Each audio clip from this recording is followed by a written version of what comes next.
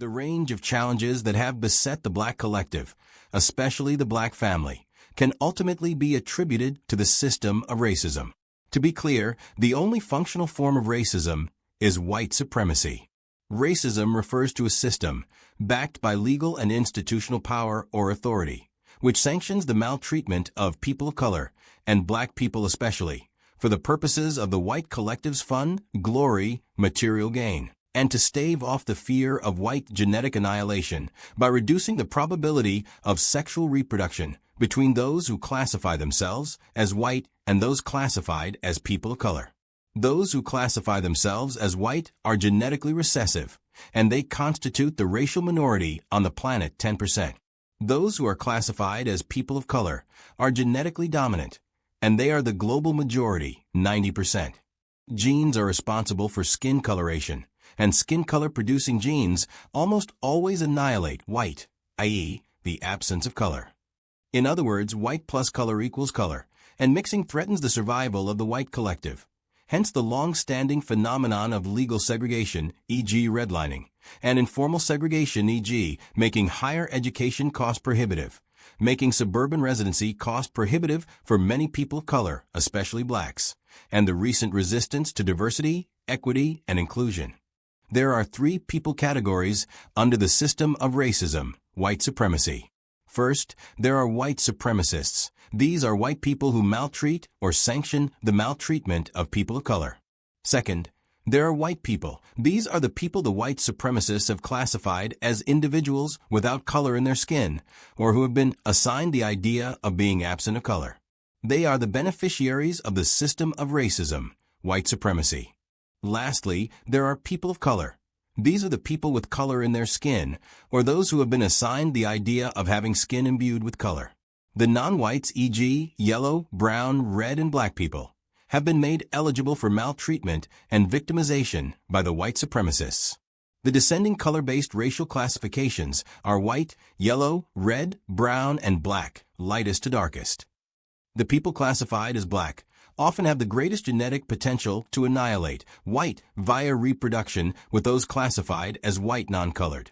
Thus, Black people are the main target of the system of racism, white supremacy.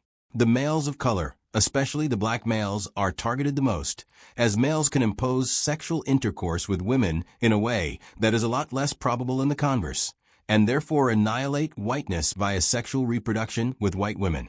This, of course, explains the phenomenon of thousands of Black men being lynched throughout the 19th and 20th centuries, often for merely looking at white women.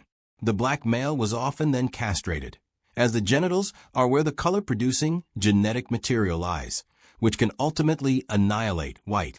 This phenomenon was also driven by the fact that many white women have reported that the phenotype they find most attractive is that of the Black male, hence the tall, dark, and handsome idea.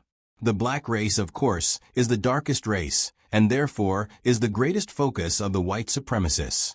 As was already mentioned, the classic features associated with the white race, e.g., white skin, blue eyes, blonde hair, are genetically recessive. As a compensation for genetically recessive features, recessive is a synonym for weak. White supremacists designed a system that would ensure that white people dominated people of color, who are genetically dominant. Dominant is a synonym for strong, in order to make themselves feel strong. Hence why Abraham Lincoln once said, "There is a physical difference between the white and Black races, which I believe will forever forbid the two races living together on terms of social and political equality.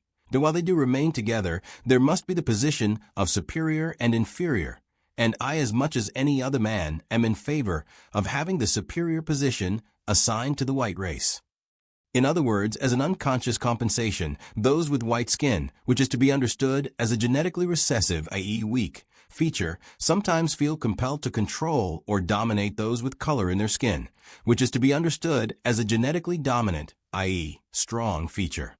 The system of racism, white supremacy, primarily works by using the strategies of deceit and violence to inferiorize people of color, and Black people especially, and the white supremacists train non-whites to maltreat themselves.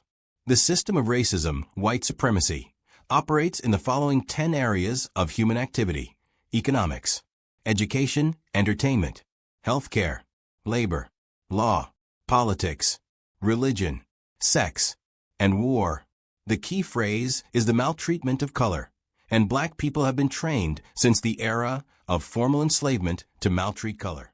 The black collective has been traumatized by white America's racist system, and according to the Diagnostic and Statistical Manual DSM-5-TR, trauma can present in the following way: persistent and exaggerated negative beliefs or expectations about oneself, others, or the world, e.g., I am bad, no one can be trusted, the world is completely dangerous, my whole nervous system is permanently ruined.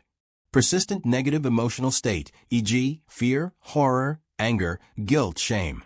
Feelings of detachment or estrangement from others. Persistent inability to experience positive emotions, e.g., inability to experience happiness, satisfaction, or loving feelings. Irritable behavior and angry outbursts with little or no provocation, typically expressed as verbal or physical aggression toward people or objects. Reckless and self-destructive behavior. Hypervigilance. Problems with concentration. In 1967, the problems plaguing the black collective was laid directly at the feet of white America by the U.S. government.